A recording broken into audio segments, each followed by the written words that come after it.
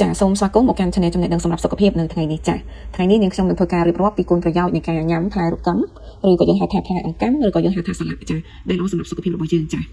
ផ្លែរុក្កម្មឬក៏គេនិយមហៅថាផ្លែសាឡាក់គឺជាផ្លែឈើមួយប្រភេទដែលយើងឃើញមានលក់ជាហូរហែនិងពេញនិយមក្នុងការបរិភោគផងដែរនៅក្នុងប្រទេសកម្ពុជារបស់យើងចាអ្នកខ្លះក៏និយមទទួលទានលេងជាបង្អែមម្ជូរសម្រាប់យើងមាត់អ្នកខ្លះក៏យកក្រឡុកជាមួយនឹងអំបិលម្ទេសជាដើមដោយសារតែវាមានរសជាតិជូរផ្អែមនិងឆ្ងាញ់ចាក្រៅពីរសជាតិជូរផ្អែមនិងឆ្ងាញ់ផ្លែអង្កាំក៏ផ្ដល់នូវអត្ថប្រយោជន៍ជាច្រើនសម្រាប់សុខភាពនិងសម្រស់ផងដែរចាដូច្នេះចូលរួមស្ដាប់ទាំងអស់គ្នាជាមួយនឹងខ្ញុំពីគុណប្រយោជន៍នៃការញ៉ាំផ្លែរុក្កម្មឬយើងហៅថាផ្លែអង្កាំឬក៏យើងហៅថាផ្លែសាឡាក់ដែលល្អសម្រាប់សុខភាពរបស់យើងចាទីមួយគឺការពារអាការៈស្លេកស្លាំងនិងអស់កម្លាំងចាប្រភពវីតាមីន C និងជាតិដែកដែលមាននៅក្នុងផ្លែរុក្កម្មត្រូវបានគេដឹងថាអាចជាជំនួយដល់ធម៌ពលរាងកាយទាំងមូលបំបាត់ភាពអស់កម្លាំងនិងភាពស្លេកស្លាំងបានផងដែរចាមិនត្រឹមតែប៉ុណ្ណោះផ្លែសាឡាក់នឹងថែមទាំងអាចការពាររាងកាយពីការកើតជំងឺរ៉ាំរ៉ៃមួយចំនួននិងពីការកើតជំងឺរាគរូសបានទៀតផងចាអត្ថប្រយោជន៍ទី2គឺជំនួយដល់ឆ្អឹងចាជាតិកាល់ស្យូមដែលមាននៅក្នុងផ្លែសាឡាក់ត្រូវបានគេដឹងថាអាចជួយនឹងពង្រឹងសុខភាពឆ្អឹងនិងធ្មេញឲ្យរឹងមាំថែមទាំងអាចការពារការកើតជំងឺផ្សេងៗទាក់ទងទៅនឹងធ្មេញនិងការពារការឈឺចាប់ត្រង់សាឡាក់ឆ្អឹងនិងជំងឺពុកឆ្អឹងជាដើមចា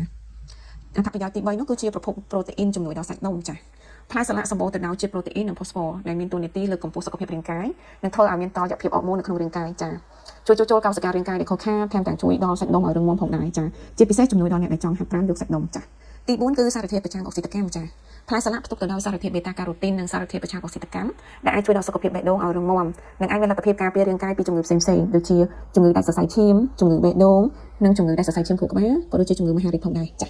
ទី5ជួយដល់ការសម្រកទម្ងន់ចាផ្លែសាឡាក់មិនមានជាតិការ៉ូលីដែលធ្វើឲ្យថត់នោះទេចាវាមានអាហារូបត្ថម្ភសំខាន់ៗដែលអាចជួយគ្រប់គ្រងទម្ងន់ក៏ដូចជាជួយឲ្យដល់ការសម្រកទម្ងន់យ៉ាងមានប្រសិទ្ធភាពទៀតផងប្រសិនណាជាយើងទទួលទានវានៅពេលព្រឹកចាទី6ជំនួយគ្រាប់ភ្នែកចាជាតិបេតាការ៉ូទីននិងវីតាមីន C ដែលមាននៅក្នុងផ្លែសាឡាក់គឺជាឱសថធម្មជាតិដែលអាចជួយឲ្យគ្រាប់ភ្នែកមានភាពភ្លឺថ្លានិងអាចការពារពីការកើតជំងឺភ្នែកផ្សេងៗដូចជាជំងឺខ្វាក់មាន់ជាដើមចាទី7គឺជំនួយដល់ការចងចាំចាជាតិប៉ូតាស្យូមដែលមាននៅក្នុងផ្លែរុក្កម្មឬក៏យើងហៅថាផ្លែសាឡាក់អាចមានលទ្ធភាពជួយដល់សុខភាពខួរក្បាលចាដែលអាចបង្កើនការចងចាំការគិតនិងការយល់ដឹងបានយ៉ាងប្រសើរជាងមុនចាទី8គឺគ្រប់គ្រងកម្រិតជាតិស្ករក្នុងឈាមចាសារធាតុមួយយ៉ាងដែលមាននៅក្នុងផ្លែសាឡាក់ហ្នឹងគឺអាចជួយកាត់បន្ថយជាតិក្រូចកុសចាដែលមាននៅក្នុងឈាមនិងអាចការពារការកើនឡើងជាតិស្ករនៅក្នុងរាងកាយចាជាពិសេសអាចជួយគ្រប់គ្រងកម្រិតជាតិស្ករជួយទៅដល់អ្នកដែលកើតជំងឺទឹកនោមផ្អែមបានទៀតផងចាទី9គឺល្អសម្រាប់ស្ត្រីមានផ្ទៃពោះចា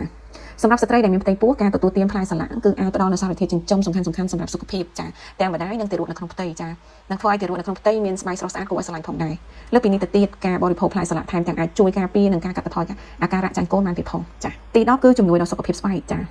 ដោយសារតែផ្លែសាឡាក់មានផ្ទុកនូវសារធាតុប្រឆាំងអុកស៊ីតកម្មនិងរ៉ាឌីកាល់សេរីដែលអាចជួយធ្វើឲ្យស្បែកស្អាតនិងមានសុខភាពល្អមើលទៅក្មេងជាងវ័យជាពិសេសអាចការពារស្បែកចាស់ជាជ្រុលទៀតផងចាហើយដូចនេះគួរតែទទួលទានផ្លែសាឡាក់ជាប្រចាំដើម្បីឲ្យយើងទទួលបានស្បែកដែលស្អាតស្រស់ថ្លានិងភ្លឺរលោងទៀតផងចាហើយអត្ថបទនេះChannelយើងខ្ញុំដកស្រង់ចេញពីគេហទំព័រក្នុងស្រុកខ្មែរលោកចាហើយសូមអរគុណអ្នកទាំងអស់គ្នាដែលតែងតែស្ដាប់ក៏ដូចជាគាំទ្រនៅChannelចំណេះដឹងសម្រាប់សុខភាពចាជាថ្មីម្ដងទៀតសូមអភ័យទោសរាល់ពាក្យពេចន៍ក៏ដូចជាកំហុសឆ្គងដែលកើតឡើងដោយអចេតនានៅត្រង់ចំណុចណាមួយចាសូមអរគុណ